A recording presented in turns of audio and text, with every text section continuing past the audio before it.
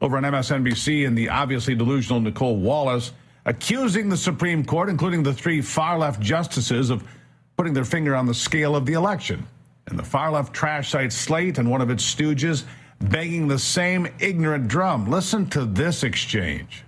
It's who he is. He's running as an insurrectionist. He's running on pardoning his fellow insurrectionists. His insurrectionist accomplices in the Congress are ascendant. The people who weren't quite as into it are either gone, out of office, or retiring and resigning. And now you've got the Supreme Court living over on Earth, too, where maybe that didn't happen, and maybe not. The voters will get to see all the facts in this case against him.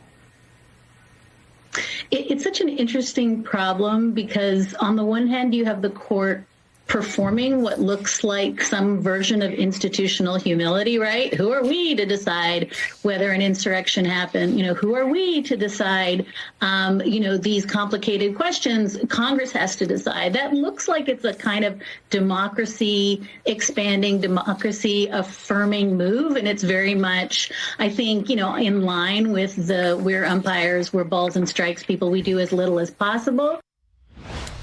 I think it's pretty clear there's something in the water over at MSNBC. It was once a proud network that I appeared on, but man, how they have fallen off the cliff of left-wing political cultists.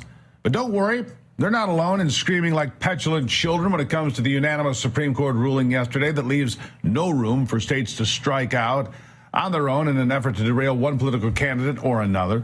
And if you thought MSNBC was off the rails, you should hear some Democrats say, like Congressman Jamie Raskin. Here's what he had to say. I am working with a number of my colleagues, including Debbie Wasserman Schultz and Eric Swalwell, to revive legislation that we had to set up a process by which we could determine that someone who committed insurrection is disqualified by Section 3 of the 14th Amendment. And the House of Representatives already impeached Donald Trump for participating in insurrection by inciting it. So the House has already pronounced upon that. Oh, yeah, but the Senate, Congressman, the Senate acquitted on the charges. Oh, yeah, that detail. On the other side of the conversation is the former president, who came out at Mar-a-Lago to discuss the SCOTUS ruling and how important he thinks it is to clear the way for the people to decide who should lead America beginning next year. President Trump says the 9-0 decision will have far-reaching effects to defend our republic going forward. Here's part of what he said. Today, it was a very important decision. We're very well crafted, and I think it will go a long way toward bringing our country together, which our country needs. And they worked long, they worked hard, and frankly, they worked very quickly on something that will be spoken about 100 years from now and 200 years from now. Extremely important. Essentially, you cannot take somebody out of a race because an opponent would like to have it that way. And it has nothing to do with the fact that it's the leading candidate, whether it was the leading candidate or a candidate that was well down on the totem pole. You cannot take somebody out of a race.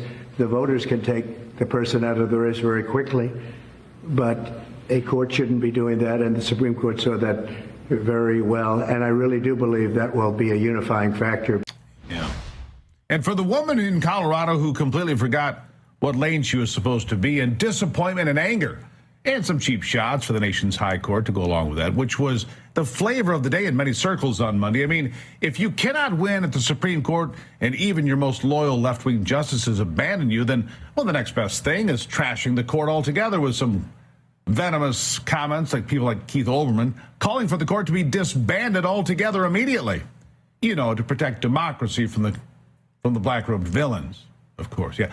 Destroy the Supreme Court to protect democracy. You've got it. Jena Griswold is the Colorado Secretary of State who lost badly, but she slams the court and then pivots to abortion somehow, but then pivots back to say she trusts the American people. But if that was true, she would have never pulled this political stunt in the first place. Listen to this strange conversation. I would say as an office holder, it is my job to uphold the decision of the United States Supreme Court. And that's why I have always said from the beginning of this litigation that I'll follow what the United States Supreme Court decides, even if I disagree with them, which I do. I think the Supreme Court has issued bad decisions on democracy. I think what's happening in this country for American women is horrendous. The idea that the overturning of Roe is leading to women not even being able to access fertility treatment in the state of Alabama. And overall, again, the United States Supreme Court decision will not be the make it or break it as to whether democracy survives. The make it or break it will be the American people. And that's who I have the utmost confidence and trust in. What a long, strange trip it's been for sure. Of course, it's the American people. And if she trusts the American people, why would she play this game in the first place? If the American people are so wise, which they're going to prove that they are on November the 5th, why would she do this? Of course, this is only one of the big questions about the upcoming election that is hanging in the balance. The next big test is whether or not a former president can be criminally prosecuted or sued in civil court for executing the office to which they were elected. The next big question will be immunity for the president, and the high court will hand down that decision sometime around July 1st. Here is Donald Trump again.